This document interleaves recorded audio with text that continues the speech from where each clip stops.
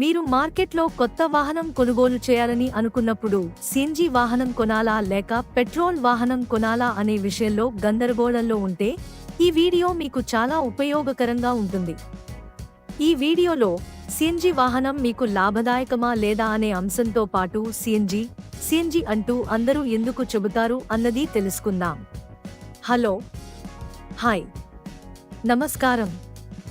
మీరు times now వార్తలు చూస్తున్నారు. నా పేరు పవని జైన్. ఇప్పుడు సిఎన్జి వాహనం కొనుగోలుతో మీకు ఎలాంటి సమస్యలు ఎదురవుతాయో తెలుసుకుందాం. సాధారణంగా పెట్రోల్ వాహనంతో పోలిస్తే సిఎన్జి వాహనంలో పవర్ తగ్గిపోవడం గమనించవచ్చు. మీరు ఎండాకాలంలో ఫుల్ ఏసీలో మీ వాహనాన్ని నడిపితే వేగం కొంత తగ్గుతుందనే భావం కలుగుతుంది. మీరు నగర పరిధిలో ఉంటే ఓకే, కానీ స్పీడ్ ఇంజిన్ కావాలనుకుంటే సిఎన్జి వాహనాన్ని తీసుకోవడం మీకు కరెక్ట్ కాదు. బూట్ స్పేస్ చూస్తే సిఎన్జి వాహనాలలో ఫ్యూయల్ సిలిండర్ వెనుక ట్రంక్లో ఉంచబడుతుంది. దాంతో కార్గో స్పేస్ తగ్గిపోతుంది. కొన్ని బ్రాండ్లు, టాటా లాంటివారు ఈ సమస్యను తగ్గించడానికి ప్రయత్నాలు చేస్తున్నారు. మీరు ఎక్కువ దూరం ప్రయాణం చేస్తే ఇది సమస్యగా ఉండవచ్చు. చాలా సిఎన్జి వాహనాలు చూస్తే తక్కువ మోడల్స్ లేదా బేస్ వేరియంట్లలో మాత్రమే బైఫ్యూయల్ ఆప్షన్స్ ఉంటాయి. అందువల్ల మీరు సిఎన్జి లేదా ఆధునిక సాంకేతికతో కూడిన ఎంపికలు మధ్య ఒకదాన్ని వదులుకోవాల్సి ఉంటుంది.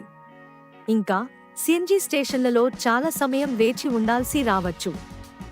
దేశంలో సిఎన్జి నెట్వర్క్ పెరుగుతున్నప్పటికీ కొన్ని చోట్ల మీకు ఇబ్బంది కలిగించే అవకాశం ఉంది. మీరు ఎక్కువ సమయం ప్రయాణం చేయకపోతే సిఎన్జి వాహనం మీద మీరు అదనంగా ఖర్చు చేసే డబ్బు వృధాగా మారుతుంది. ఉదాహరణకు, మీరు 1,00,000 అదనంగా పెట్టుబడి పెట్టారని అనుకుందాం. ఆ 1,00,000లో మీరు ఎంత పెట్రోల్ కొనుగోలు చేయవచ్చో ఊహించండి. మీరు 15 కిలోమీటర్ల మైలేజ్ పొందగలిగితే 1,000 లీటర్ల పెట్రోల్తో 15,000 కిలోమీటర్ల దూరం కవర్ చేయవచ్చు.